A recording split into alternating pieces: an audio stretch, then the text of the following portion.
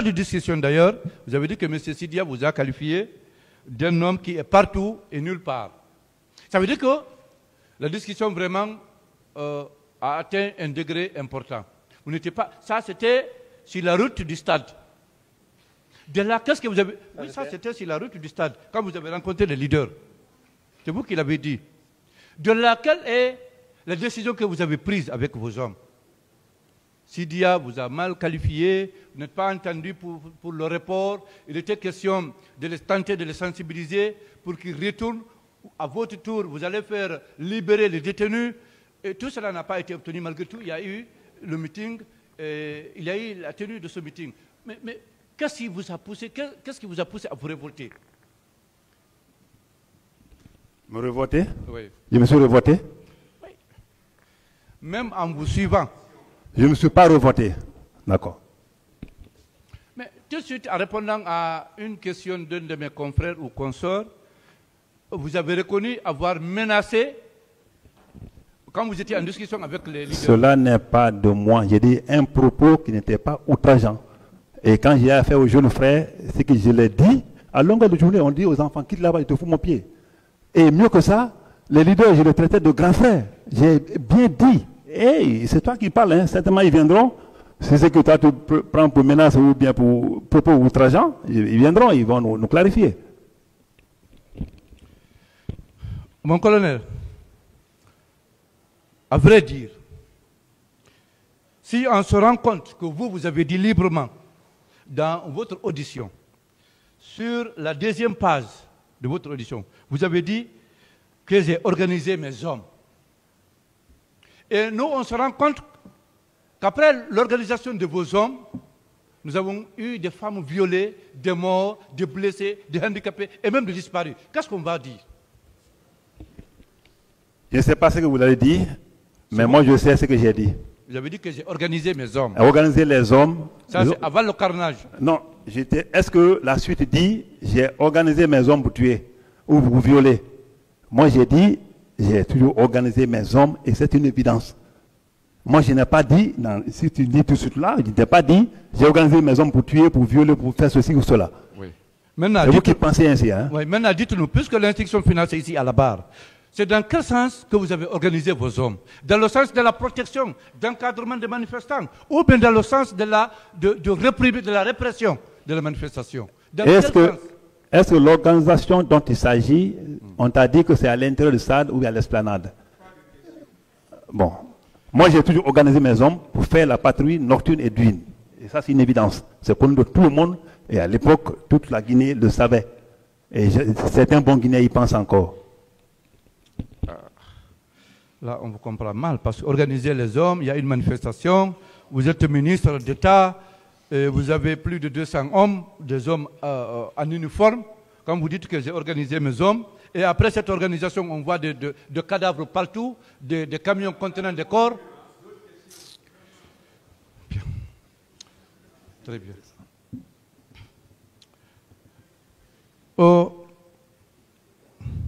Mon colonel, vous avez dit, toujours dans votre audition, que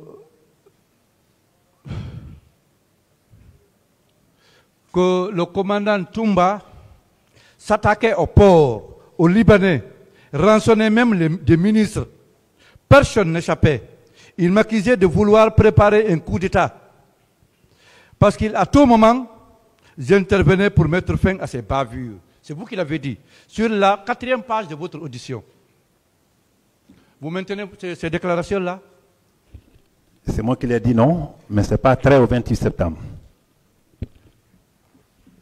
Est-ce que ces déclarations ont quelque chose à voir avec les événements du 28 septembre? Les déclarations que vous venez de faire, est-ce qu'elles ont quelque chose, elles ont un rapport avec ce qui s'est passé au stade du 28 septembre, le 28 septembre? Je reprends, hein? Je dois souligner que Toumba n'avait aucune relation avec moi. Il s'attaquait au port, aux Libanais, et rançonnait même des ministres. Personne n'échappait. Il m'accusait de vouloir préparer un coup d'État.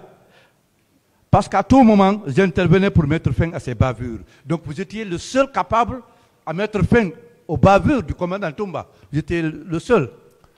J'étais dit la première bavure commise. J'ai détaillé ça ce matin. Lorsque Mme Aloumatou, l'épouse de Dalin, et Dalin eux-mêmes ont été victimes, je vous ai dit que j'ai arrêté 9 berrus de régiment commando. Ça, c'est une bavure grave. Et vous voyez. Donc, ce régiment, c'est lui qui commandait. Donc, je pense que ça, c'est un exemple frappant. Et c'est eu égard à ça, j'ai dit aux gens comment il était. Comme les gens me disaient, qu'est-ce que vous avez pu faire? Je ne pouvais pas, je ne pouvais rien. Maintenant, ces déclarations que je viens de lire, est-ce qu'elles ont quelque chose en rapport avec les événements du 28 septembre? Vous pouvez continuer, maître. C'est moi qui l'ai déclaré et je sais pourquoi. Mais en tout cas, ce n'est pas train aux événements du 28 septembre. D'accord. Bien. Donc, mais vous avez dit qu'il vous accusait de vouloir fomenter un coup d'État. Est-ce vrai? Ça aussi, ce n'est pas des questions du 28 septembre. D'accord. Okay.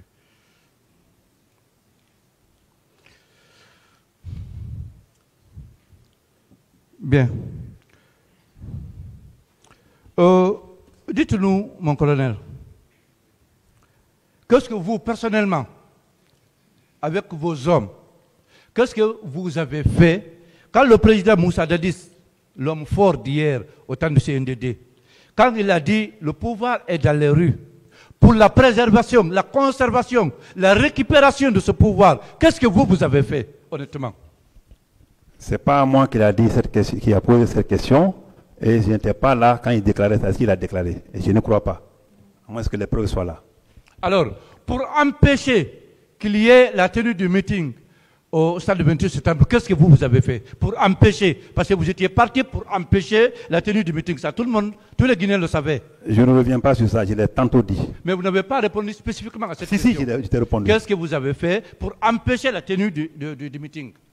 Parce que vous étiez parti dans le souci d'empêcher, de sensibiliser les leaders pour qu'ils procèdent à un report, pour ne pas qu'il y ait la tenue du meeting ce jour-là. Vous étiez là dans cet objectif. Malheureusement, vous avez échoué. Il y a eu le meeting et il y a eu le carnage. Qu'est-ce que vous aviez fait personnellement pour empêcher, pour tenter d'empêcher la tenue du meeting? Qu'est-ce que je pouvais faire pour empêcher? Je pense qu'on s'est compris. Je t'ai bien dit qu'on s'est compris, les leaders et moi, hein, on s'est compris. Et quand on s'est compris, je pense que les rôles ont été bien édifiés. Et je viens de le dire tantôt. Je ne sais pas si je peux parler maintenant en cognaqué. Sinon, si c'est le français, je pense que le mot là est revenu une fois et je l'ai répondu une fois. Donc, pour vous dire simplement que j'ai joué simplement ce rôle de sensibilisation. Je pense qu'on s'est compris au finish. Ok. En répondant à une de mes premières questions, mon colonel, vous avez dit que c'est vrai. Étant ministre d'État à l'époque, aucun événement majeur ne pouvait se passer à Conakry sans que vous ne soyez au courant. Vous l'avez dit.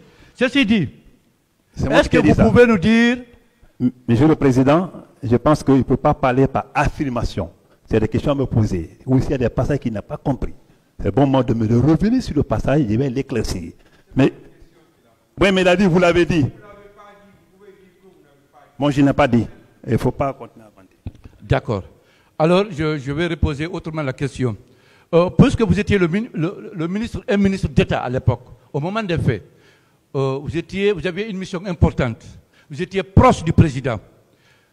Est-ce que vous pouvez accepter avec moi, vous pouvez convenir avec moi, qu'aucun événement majeur ne pouvait se passer à Conakry ou en Guinée sans que vous ne soyez au courant? Est-ce que vous pouvez l'accepter? Vous pouvez le confirmer? Je ne peux pas le confirmer car je n'avais pas ce moyen-là. Pour que je sois au four et au moulin à la fois, pour que les événements qui se passent au nord et au sud, que je sois informé. Ok, mon colonel, qui a donné l'ordre à une société de prêter ses camions pour aller ramasser les corps? Je n'en sais rien car je n'y étais pas. Est-ce que vous pouvez, étant ministre d'État à l'époque, nous indiquer où se trouve le charnier, les fosses communes? Reprenez la question, s'il vous plaît. Est-ce que, étant ministre d'État à l'époque, l'homme fort, proche du président à l'époque... Arrêtez. Ah, mais c'est clair, les Guinéens le savent. Tout le monde. Pour la Est-ce que question, vous pouvez nous commentaire. dire où se trouvent les fosses communes? Là où ont été ensevelis les corps, les personnes tombées au stade. Est-ce que vous pouvez nous indiquer où se trouvent ces lieux-là? Je tombe du nu, je ne sais pas où se trouve ce charnier, et c'est vous qui me l'apprend, parce que dans ma déposition, je l'ai encore décliné, que je ne sais pas où se trouve le charnier, et personne à l'époque ne m'a parlé de charnier.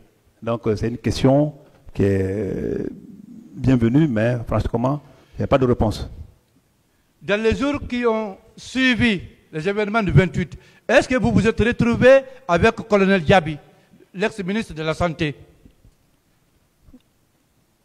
À mon sens, Oui, le lendemain ou le surlendemain? non.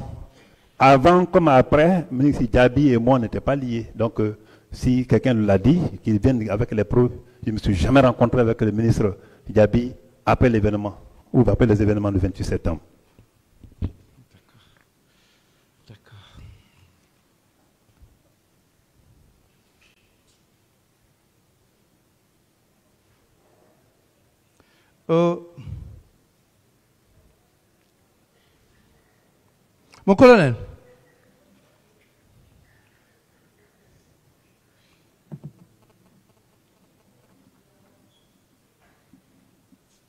Mon colonel, par rapport aux différents témoins ou différentes victimes qui ont dit qu'ils ont vu vos hommes administrer des coups, qu'est-ce que vous pouvez nous en dire? Bien sûr, maître, c'est bon. J'ai dit quelque part, qui se dit beau la nuit, le jour viendra. Nous sommes déjà devant le tribunal. Dire à ceux-là qui l'ont dit de venir avec les preuves ici, si cela ressemble à Kone Kebro, ou ça c'est mon image, t'entends?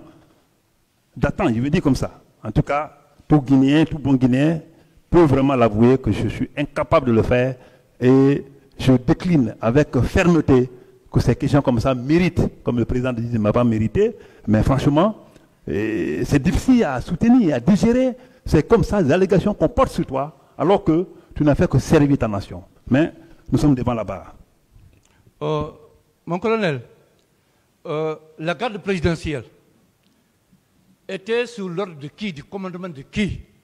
Est-ce que du président du CNDD, le président de la République d'alors, le capitaine Moussa Dadis Camara, ou bien du ministre de la Défense d'alors? Je ne saurais répondre à cette question parce que je n'étais pas chargé de l'organisation de l'armée et encore moins le commandement militaire. Et pourtant, vous êtes gendarme, vous êtes colonel, vous connaissez l'organisation, comment fonctionne l'armée quand même.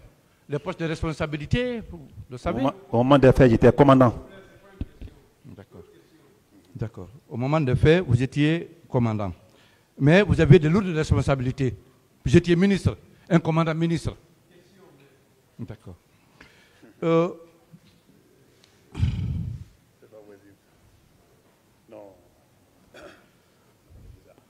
Dites-nous,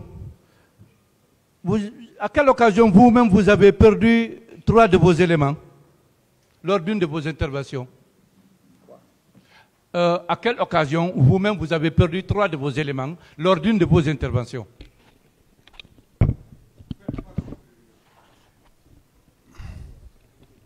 Non, ça ne marche pas. Alors, ça ne marche pas. Bon, c'était à l'occasion d'une attaque à main armée. Il y a un domicile qui était attaqué vers, à l'époque, Antakokoma là. C'était à l'époque, c'était en 2000, début 2009. Donc ils sont partis, à le but de secourir cette famille, et ils ont reçu des choses, mais pas à la fois le même jour.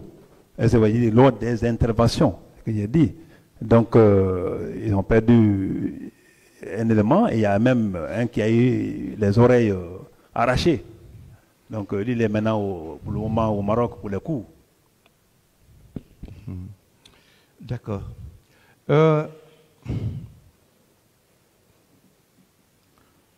Vous avez, à quelle occasion le commandant Toumba a tenté de vous intimider? À quelle occasion? Pendant que vous étiez au commandement, pendant que vous étiez ministre d'État, À quelle occasion il a tenté de vous intimider? Tenter de m'intimider. Oui, vous l'avez dit dans votre audition, 4e page. Mais à toutes les occasions. Je l'ai dit, si tu vois un exemple de suite là, lorsque une fois on est venu à la cour d'appel ici, chemin faisant pour aller, je me suis demandé ici, à Novotel, pendant qu'on montait à l'escalier, il m'a donné des coups. Et lui et moi, on ne se parlait pas. Depuis l'opération chez Dalin et Almatou, depuis que j'ai arrêté les 9 bérets rouges, lui et moi, pratiquement, on ne se parlait plus. Jusqu'au 28 septembre, on ne se parlait pas. Tout le monde le sait. Et c'est à cause de lui qu'on m'a fait sortir du camp pour l'autre côté. Pour que vraiment nous soyons complètement diamétralement opposés, pour ne plus qu'on se rencontre. Sauf que s'il y a un problème au camp, si les bandits, les gens viennent dire qu'il y a un militaire qui m'a descendu, j'ai dit aux gens, allez-y au camp, tournez. Si vous trouvez un véhicule là-bas, dites-moi, je vais aller chercher pour le mettre aux citoyens. Et je l'ai fait plusieurs fois. Certainement, les citoyens-là me regardent aujourd'hui. Comme ça ne leur concerne pas, certainement, ils vont le témoigner un jour. Vous avez également dit, bon, ça c'est dans une autre PV, mais quand la question d'arrestation du commandant Toumba s'est posée, puisque vous occupiez de grandes responsabilités, vous assumiez de grandes responsabilités à l'époque, est-ce qu'on ne vous a pas désigné comme étant un commandant à l'époque qui avait une unité de beaucoup de personnes, de plus de 200 personnes, pour son arrestation? Vous n'avez pas été désigné? Mon effectif là, par rapport à l'armée entière, ça ne fait pas 0,1%. Pour dire simplement que ce n'est pas un plan d'effectif. Et la question que vous posez, je tombe de nu. Si ça m'a été dit verbalement quelque part, je n'ai aucune idée. Mais à ce que je sache, j'ai dit non. Je n'ai reçu aucun ordre dans ce sens. Alors, le président d'alors avait donné à qui l'ordre d'aller l'arrêter? Parce que vous étiez tout le temps avec le président, très proche du président. Non, je vous ai dit que je n'étais pas son protocole. Et puisqu'il est là, je pense qu'au moment de sa déclaration, vous aurez le temps de lui poser la question. Mais à mon sens, j'ai dit que ce n'est pas à moitié gros.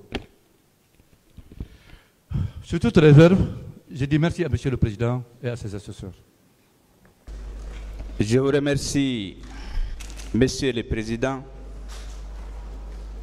Messieurs les assesseurs,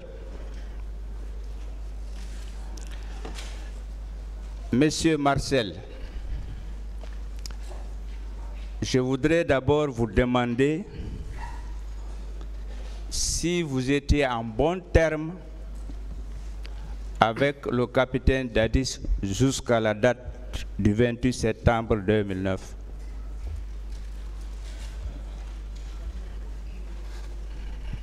Bien, je commence avant de répondre à votre question.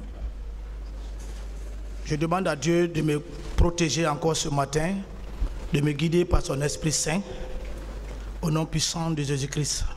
Amen. En bon terme avec le président Moussa Dadis Camara, pas tellement.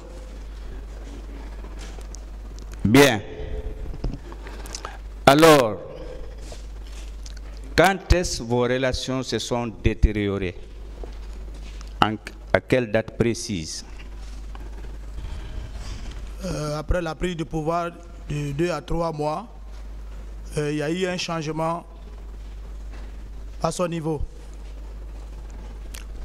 Quel a été ce changement-là? Ce changement était dû à la division qu'il a créée à son sein. La division. Pour créer sa garde parallèle. Il était avec maintenant des hommes inconditionnels qui ont parachuté de partout, qui étaient autour de lui. Bien. Vous confirmez que c'est le capitaine Dadis qui a planifié les événements du 28 septembre 2009? Ça, c'est incontournable. Très bien.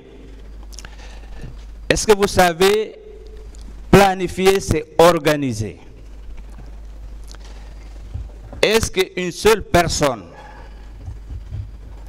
peut faire tout ce qui s'est passé pendant le 28 septembre et les jours qui ont suivi? Est-ce que vous-même, vous ne faisiez pas partie de cette planification? Moi, je suis qu'un subordonné, je ne peux pas être partie de cela. Bien. En quelle année vous avez été menacé, ce qui vous a empêché de dire la vérité? Parce que pour vous, vous étiez menacé.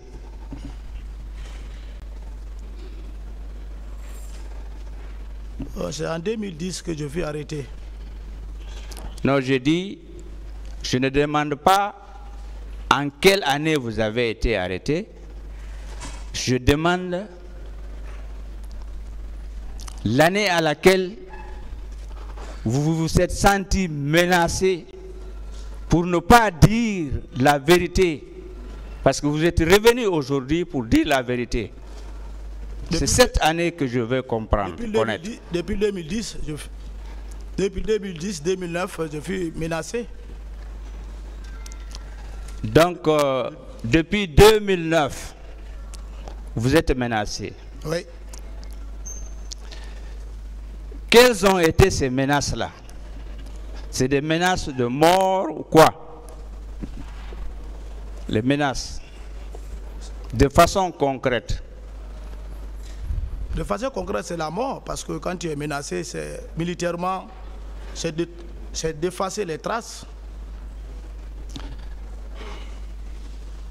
Quelles sont les personnes qui vous ont menacé de mort? Bon, j'ai été arrêté le 31 mars 2010, déféré à la maison, au PM3, dont j'ai subi des tortures. C'est en ce temps que je me suis senti, j'ai compris là, qu'il fallait se réserver pour ne pas trépasser. Très bien. Quelles sont les personnes qui vous ont torturé au PM3, ici, à côté? Vous pouvez citer les noms? Bon, je ne peux pas connaître les noms, je ne connaissais pas les hommes. Vous ne connaissez personne? Non, ceux qui m'ont torturé, je ne connaissais pas ces hommes. Très bien. Est-ce que vous savez, on a ce procès verbal au niveau du PM3. Donc nous allons soumettre une demande dans ce sens. Je continue. Monsieur Marcel, lors de votre interrogatoire au fond, le 3 novembre 2010, devant le pool des juges d'instruction, est-ce que vous avez subi des pressions? Ce procès verbal même a été tenu sans avocat. La question, est-ce que les juges vous ont menacé ou vous avez subi des pressions de la part des juges? Je sais que vous n'aviez pas d'avocat et vous avez consenti être interrogé sans avocat. Est-ce que les juges vous ont menacé? Bon, en vérité, les juges ne m'ont pas menacé. Mais j'étais malade même. De la manière dont on a été extrait de la cellule Cortésé au niveau de la gendarmerie, je ne sais pas si c'est la villa, c'était pas du tout, je me suis senti que ce n'est pas une sécurité. Pourquoi je me suis réservé. Donc, vous confirmez que devant le pôle des juges d'instruction, vous n'avez pas été menacé, vous n'avez pas subi de pression? Bon, menacé ou pas, j'ai gardé le silence. Bien. Monsieur Marcel, est-ce que vous avez compris le sens et la portée de la question posée par monsieur le procureur de la République? Je vais le nommer monsieur Algassimou Diallo. La bonne ou la mauvaise foi, c'est important devant une juridiction correctionnelle, voire criminelle. Est-ce que vous avez compris le sens de cette question? Bon, si vous pouvez m'expliquer. Je reprends en termes simples. Monsieur le procureur de la République présent ici vous a posé une question.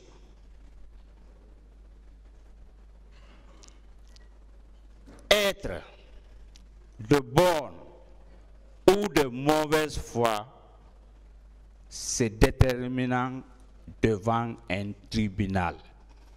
Est-ce que vous avez compris le sens et la portée? Ou bien si vous voulez en français facile, est-ce que vous avez compris cela? J'ai compris, c'est pourquoi j'ai décidé de venir relater les faits réels de ce que j'ai vécu. Très bien. Monsieur Marcel,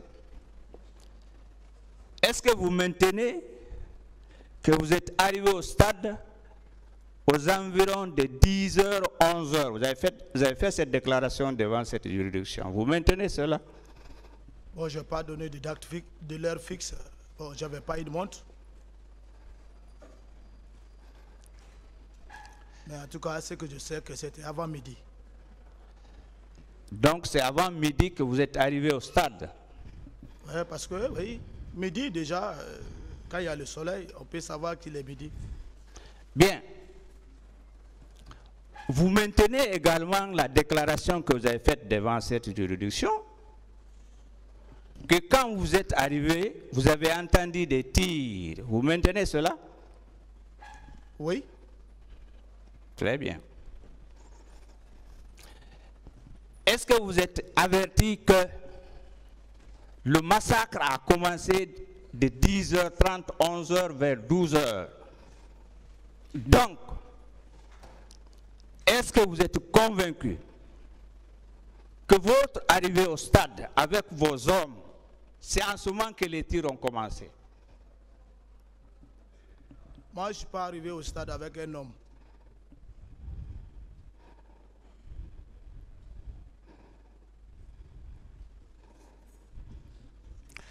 Vous dites? Je dis que je ne suis pas arrivé au stade avec un homme. Bien. Alors, vous confirmez que vous étiez au stade quand même? Ça, c'est acceptable. Sur la pelouse, vous confirmez aussi, vous êtes parti à la tribune? Bon, je ne suis pas monté à la tribune. Bien. Alors,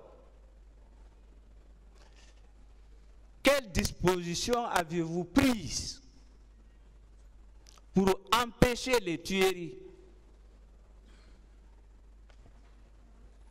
En tant que bon militaire, en tant que capitaine, qu'est-ce que vous avez fait pour arrêter le massacre? Bon, moi, je n'ai pas vu un corps. Je crois que j'ai largement expliqué ça ici. Je ne veux plus revenir à ça. Avec la permission de Monsieur le Président, ma question, comme vous étiez au stade, quelles mesures avez-vous prises pour stopper le massacre, les tueries? Je ne demande pas si vous avez vu des corps. Oui, vous savez, le tuerie, ça déjà, il y a les morts. Quand tu vois les corps, il y a ceux qui ont eu tuerie devant toi. Mais moi, je n'ai pas vu de corps. Ce que j'ai pu faire, c'est ce que j'ai réitéré les 2 jours passés. Il veut savoir qu'est-ce que vous avez fait.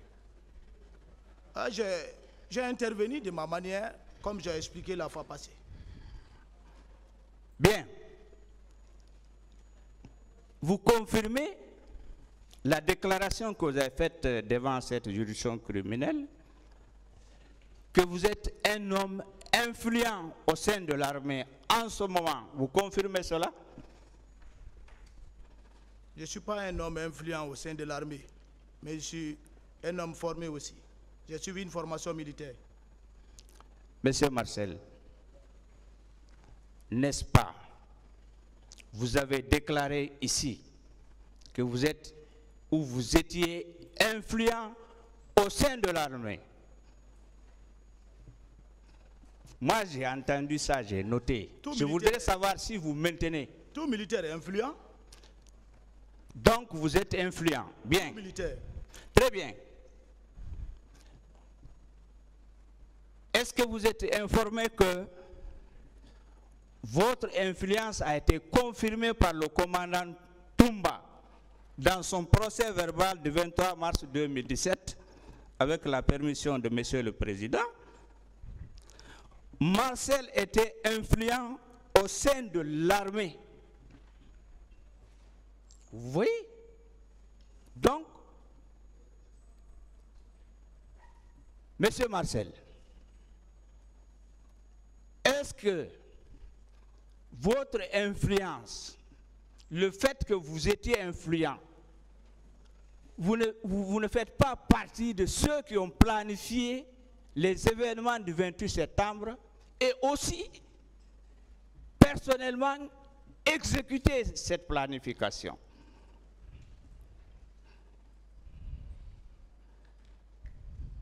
Je peux répondre? Oui. Je ne sais pas comment vous qualifiez l'influence. Moi, depuis que je suis soldat, je travaille au secrétariat de la garnison, adjudant de bataillon.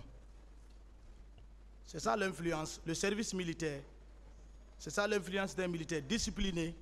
C'est ça l'influence d'un soldat. Le soldat qui est indiscipliné n'est pas influent parce qu'il ne fait pas les règles militaires. Voilà. Moi, je suis influent parce que je suis discipliné. Mais je ne fais pas partie de ce que vous qualifiez ou bien vous analysez comme influence. Bien. Monsieur Marcel, quelle réponse avez-vous à nous donner de cette déclaration du commandant Toumba dans son procès verbal?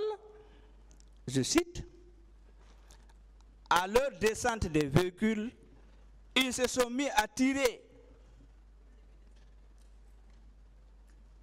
Qu'est-ce que vous avez à nous dire? Ça, c'est le commandant Toumba, à la page 6 de son procès verbal. Lorsque vous êtes arrivés, les tirs ont commencé. Quel est votre avis? Je n'ai pas d'avis. Ma déclaration, c'est ce que je tiens. Très bien. Pourquoi, lorsque le commandant Toumba vous a dit d'arrêter les tirs, vous avez refusé? Il vous a dit arrêtez de tirer, vous avez refusé. Pourquoi? Moi, je n'ai pas vu Toumba me dire d'arrêter de tirer parce que je n'avais même pas une arme. Comment il va me dire d'arrêter de tirer? Bien. Est-ce que vous êtes prêt à une confrontation avec le commandant Toumba parce que son procès verbal s'est écrit, il a signé? Vous êtes prêt à une confrontation? Confrontation avec Toumba? Oui. Bon, si le tribunal prend nécessaire. Je voudrais savoir si vous êtes prêt. Ce n'est pas d'abord le tribunal, c'est le tribunal qui ordonne. Est-ce que vous êtes prêt? Parce qu'il faut que cette question soit très claire. Je ne peux pas m'opposer à ça. Merci. Très bien. Monsieur Marcel, est-ce que l'armée, sauf en cas de réquisition, est chargée de maintenir l'ordre? Est-ce que l'armée, je dis bien, est-ce que l'armée, les militaires alors, sont chargés de maintenir l'ordre, sauf en cas de réquisition? Bien sûr, c'est ce que vous dites, c'est la vérité. C'est en cas de réquisition que le chef d'État ou bien le ministre de la Défense au chef d'État-major qui décide. Très bien. Cette réquisition. Est-ce qu'on vous a délivré une réquisition pour être au stade, pour maintenir l'ordre? Bon, moi, je n'étais pas parti au stade pour maintenir l'ordre. Parce que le président était sorti. C'est ce qui m'a poussé d'aller à sa recherche. Et c'est un fait habituel.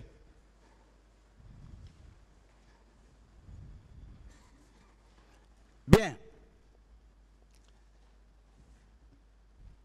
Ayant tiré sur les manifestants avec vos soldats, est-ce que vous pouvez nier ça aujourd'hui? C'est ce que vous dites, hein? Moi, je n'ai pas oui, vu quelqu'un c'est ce tirer que sur je quelqu'un. dis et je le maintiens. Si vous avez des preuves. Bien. Alors, Monsieur Marcel, sans les nommer, un nombre important de victimes.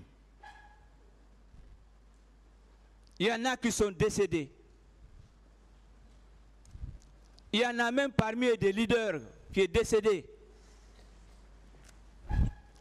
Ont déclaré dans leurs procès-verbaux respectifs que vous étiez au stade avec vos soldats. Vous avez participé à la fusillade. Qu'en dites-vous? Cela ne me ressemble pas. D'accord. Alors, pourquoi vous êtes parti au stade? J'ai déjà répondu à cette question. Merci. Vous étiez à la clinique. Vous avez sorti la grenade pour attraper les éléments de Tchéboro, du colonel Tchéboro, pardon. Je n'ai pas dit élément de Tchéboro, j'ai dit Tchéboro lui-même. Très bien. Est-ce que vous seul, vous pouvez arrêter le colonel Tchéboro, vous seul, vous deux, si on vous laisse ensemble? Est-ce que c'est possible? Si c'est possible d'arrêter Tchéboro? Oui. Mais bien sûr. Très bien. Mais pourquoi du stade, j'insiste, même si c'est posé, du stade, vous avez suivi les leaders jusqu'à la clinique? Est-ce que ce n'était pas faire du mal, faire exploser, jeter la grenade au sein de la clinique? Non. J'ai beaucoup expliqué cela. Peut-être vous voulez que je commente dire des bêtises, non?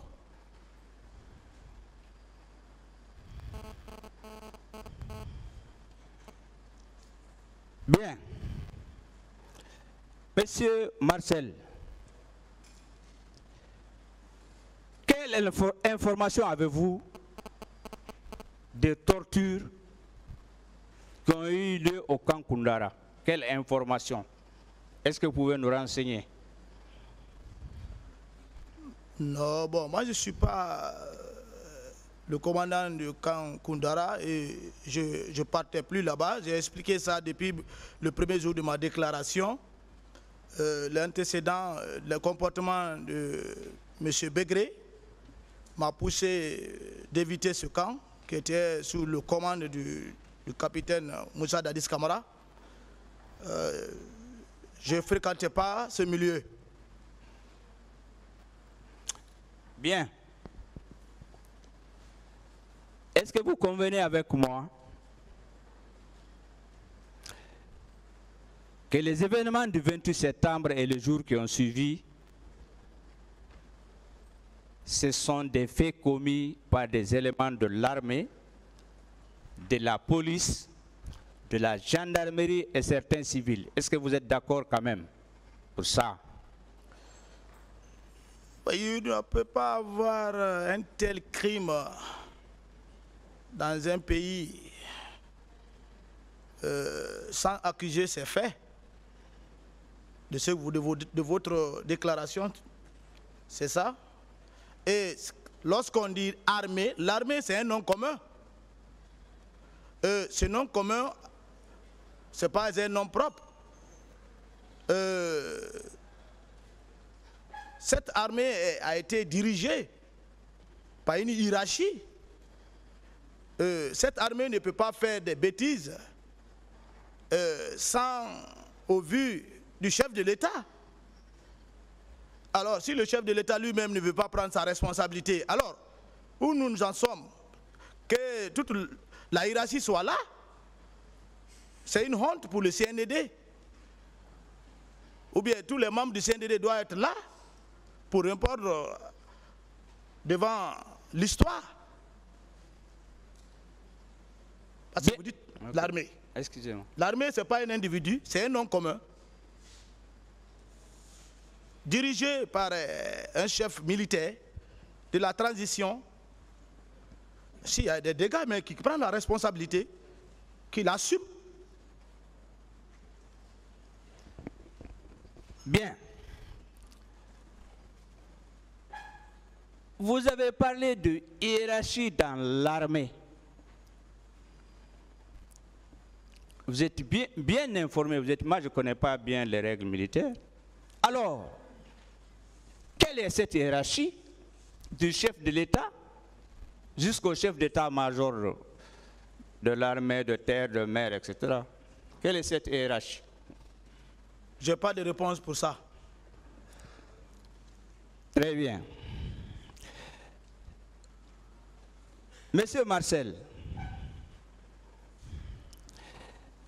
vous êtes d'accord quand même que ces crimes qui ont été commis contre une population civile quand même? Vous êtes d'accord avec moi?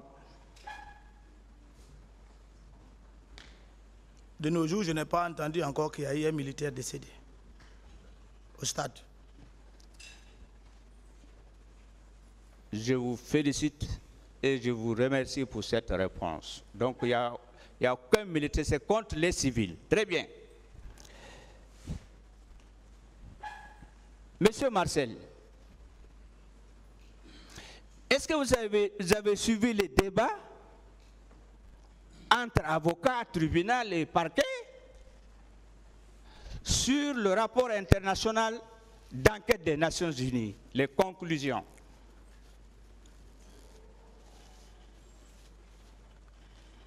Moi, je n'ai pas lu ça.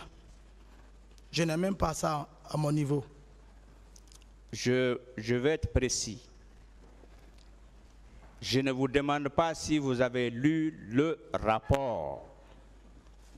Je vous demande si vous avez suivi les débats, les discussions entre les parties, le tribunal, etc. en ce qui concerne les conclusions du rapport international d'enquête des Nations Unies. Est-ce que vous avez suivi ces débats-là parce que vous étiez là-bas? Bon, je me rappelle plus de ces conclusions-là. Bien. Est-ce que vous êtes averti que dans ce rapport, l'une des conclusions essentielles, c'est que les crimes qui ont été commis au stade, ce sont des crimes contre l'humanité?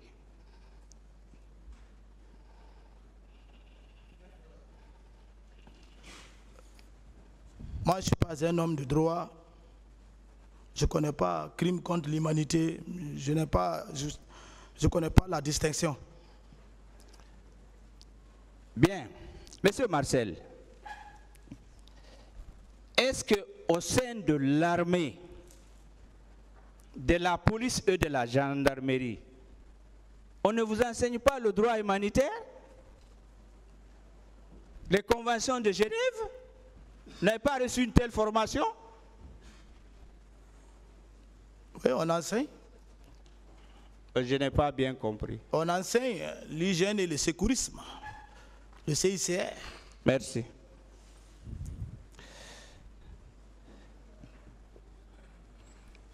Êtes-vous encore informé que la Cour pénale internationale, le bureau du procureur particulièrement, suit ce dossier? Est-ce que vous êtes informé? Est-ce que vous le savez? Bon, que la CPI suit ou pas, moi j'ai confiance à la juridiction guinéenne, qui d'ailleurs est honorée depuis hier par un trophée du ministre de la Justice. J'en ai fier de ma justice. Bien. Vous n'êtes pas juriste, mais vous avez des avocats. La question qui suit, est-ce que vous vous rappelez que lors de l'ouverture de ce procès-là, le procureur de cette cour, M. Khan, était là? Est-ce que vous vous rappelez de cela?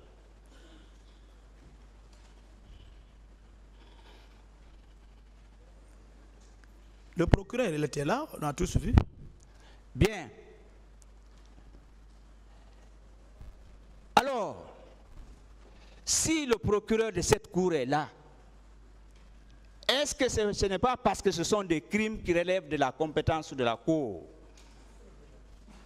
Je n'ai pas de réponse pour ça. Bien, je continue. Monsieur Marcel,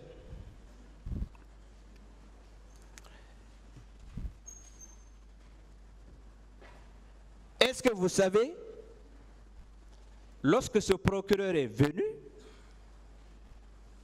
il a signé un protocole avec le gouvernement guinéen, avec le colonel Mamadi Doumbouya. Un protocole a été signé pour le suivi de cette affaire. Comme je n'étais pas là-bas, je ne peux pas confirmer. Bien. Monsieur Marcel, je termine, je suis vers la fin.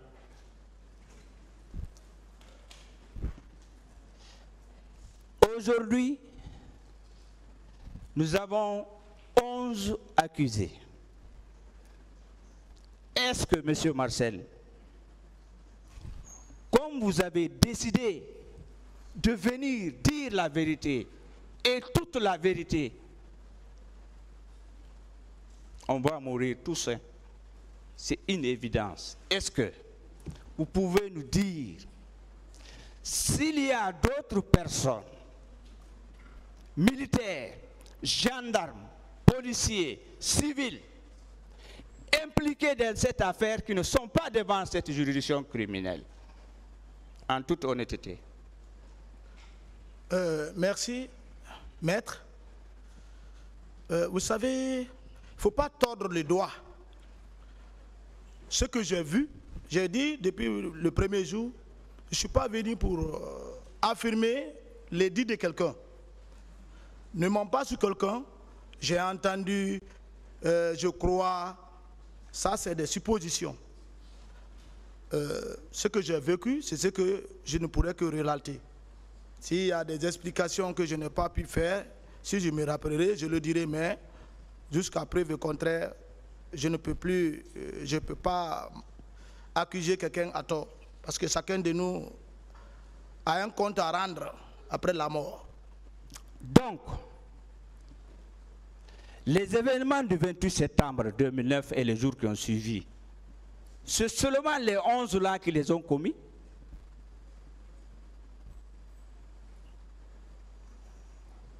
En toute honnêteté. Donc c'est seules ces personnes-là?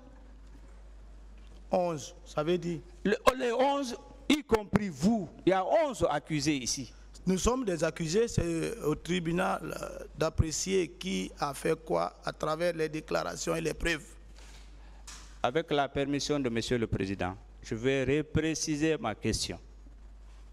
Je vais vous demander les événements du 28 septembre et les jours qui ont suivi.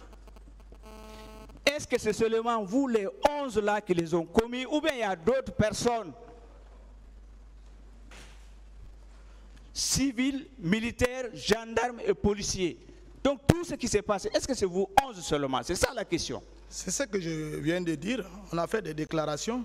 C'est au tribunal d'apprécier. D'accord. Monsieur Marcel, je termine par ceci.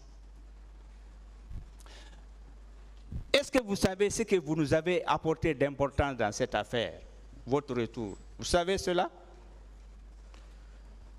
J'ai dit que ma part de vérité, et je sais que j'ai contribué à la manifestation de la vérité. Ça, c'est Très bien. Je sais que je suis libre. Naturellement. Bien, c'est la dernière question. Monsieur Marcel, est-ce que vous savez, moi je suis convaincu, je reste là. L'élément que vous nous avez apporté dans cette affaire, l'élément essentiel, ce que vous avez apporté et c'est fondamental, c'est le fait de reconnaître que vous vous êtes rendu au stade du 28 septembre. Ça, c'est très important. Je vous remercie. Je remercie Monsieur le Président. Je remercie Messieurs les assesseurs.